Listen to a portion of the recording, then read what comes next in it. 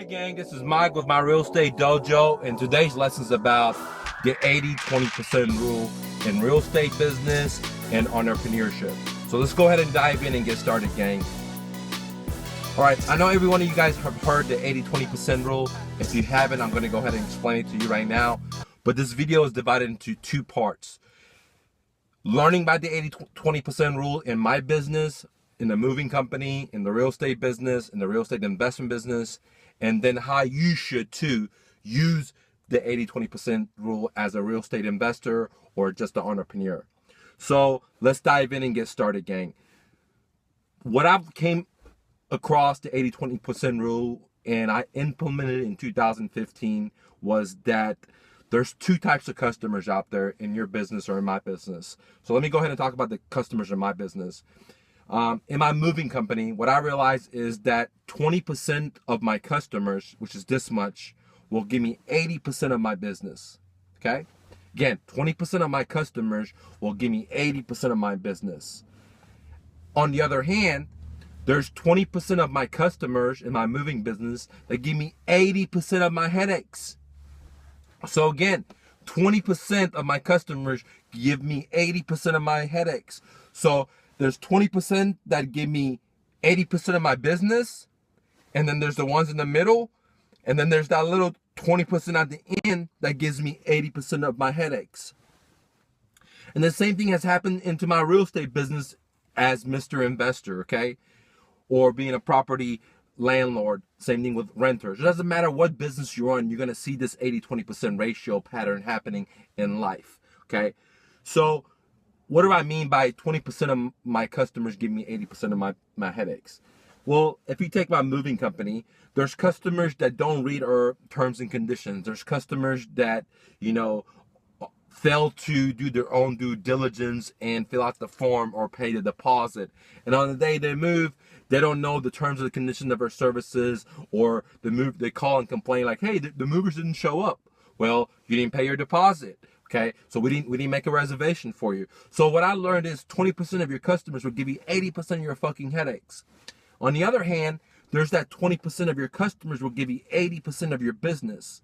What I mean in my moving company, Dr. Move, is there's those customers that'll move with us, then they'll tell their friends and family, and in a year or two, they'll come and move with us again, and then they'll tell their friends and family. And over the span of 13, 14 years, when I've done the tracking, these people have given me the most amount of business than all the other my clients out there, okay? Another situation with the 20% rule is that in the investment world, let's say you're a real estate investor, okay? You have to understand that 20% of your motivated sellers are going to cause you 80% of your BS or your bullshit or your time wasters or the deals that are not going to go through.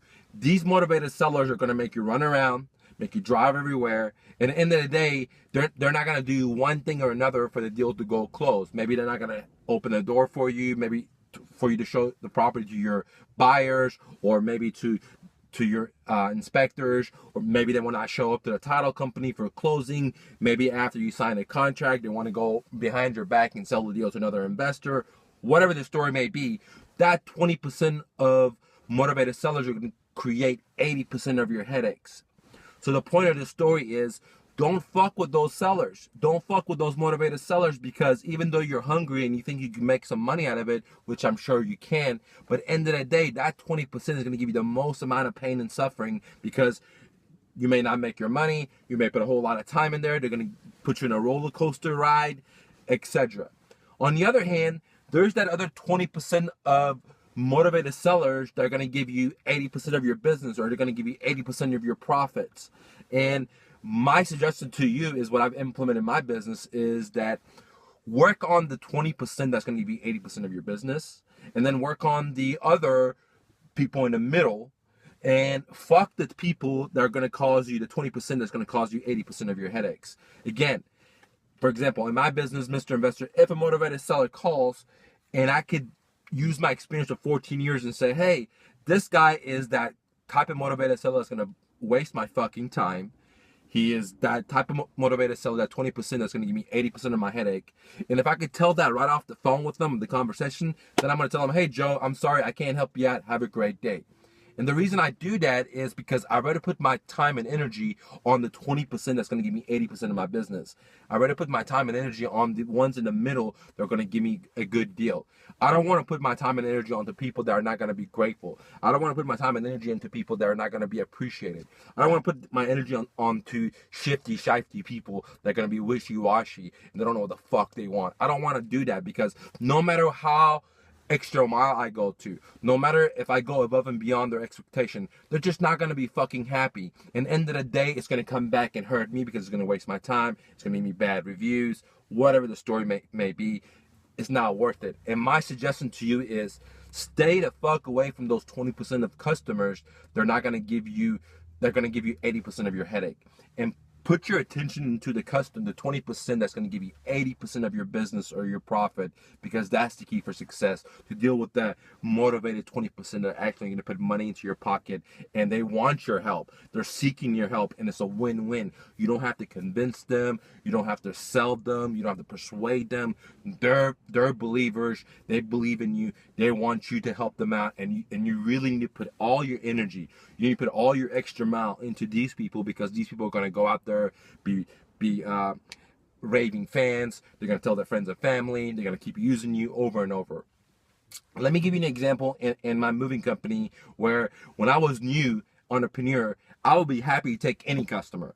But now these days, I realize that 20% is going to give me 80% of my fucking headaches, 80% of my bad reviews, and majority of times, they're the cheapest motherfuckers. They're the cheapest clients out there. So it's not even worth dealing with them in my book, okay? So if somebody calls me for a moving and I feel like, I train my reps, if I feel like, they're going to cause us 80% of our problems down the line, we just say, hey, thank you so much for choosing our doctor move, but we're really not interested. Have a great day. Because why try to pick up this little amount of money and then have so much headaches when there's other people out there, you have to put this much in and they're going to give you so much out. Why not work with people that really want your help, okay? Instead of working with negative fucking people, they're never going to be fucking happy and they're just going to always bitch and moan, okay? So, end of the story. Simply put, the 80-20% is a very true pattern that's in every business. If it's from complaints, if it's from profit, if it's from lead generation, etc. For example, if you're talking about lead generation, there's 20% of marketing that you do that's going to bring 80% of your business. And then there's that 20% that you put all your money into and it doesn't bring you any fucking money. So unless you're tracking your leads, you're not going to be able to use that 20-80% rule. And if you're really busy like me, you use the 20-80% rule in your favor, so you don't have to deal with the other 80% of the population. You're only dealing with the 20%. For example, in my company, when sellers call, I only want to deal with the cream of the cream. I only want to deal with the cream of the crop. All the other 80% I don't want, because I don't have the time for it. B, I'm not in the wholesale business. I don't need to do so much volume because I have 2 other companies making me money for it. I'm just a buy and hold guy. So I'm only looking for the cream of the cream. And I learned the 80-20% rule, and I'm sharing it with you because not only is it going to save you a lot of money, it's going to save you a lot of headaches. It's going to make your business more profitable. And end of the day, you're going to have a more enjoying life, because that 20% people that are going to give you 80% of your headache, nobody wants to deal with that shit, man. Nobody wants to deal with that shit. This is Michael, my Real Estate Dojo. Go out there and hustle and bustle. This is the new year. Don't take no for an answer. This is America. This is the greatest country ever. If you're really, really hungry, this is the place to be, okay? You got to keep believing. You got to keep dreaming, okay? And don't take fucking no for an answer. This is Mike with my Real Estate Dojo. I'll talk to you soon, gang. If you like these videos, please share, please comment, and please leave a review. Have a great day.